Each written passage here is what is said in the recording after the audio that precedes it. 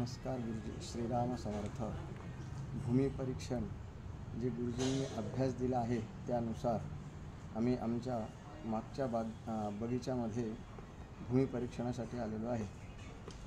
तर आता आपण शब्द, स्पर्श, रस, रूप, गंध ह्याप्रमाणे पहिलं बघणार आहोत.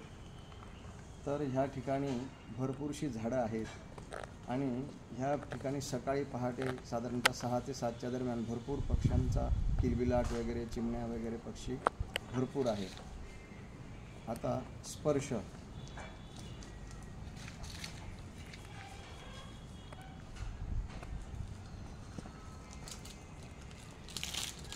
ही जमीन स्पर्श जर म्हटला तर मऊ आहे, मऊ लागते आहे आणि भुसभुशीत पण आहे, थोडीशी रेती पण याच्यामध्ये आहे.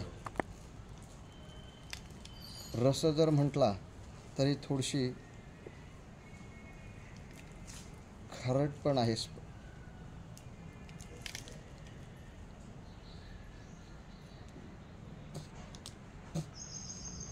तुरट पण आहे, तुरटपण पण तिच्यामध्ये आहे. रस.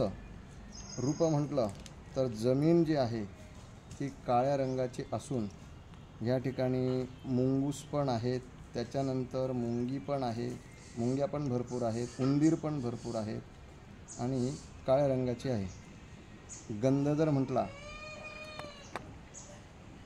तर ह्या ठिकाणी गवताचाच जास्त करून सुगंध येतो आहे आणि उत्तम आहे. माती या ठिकाणी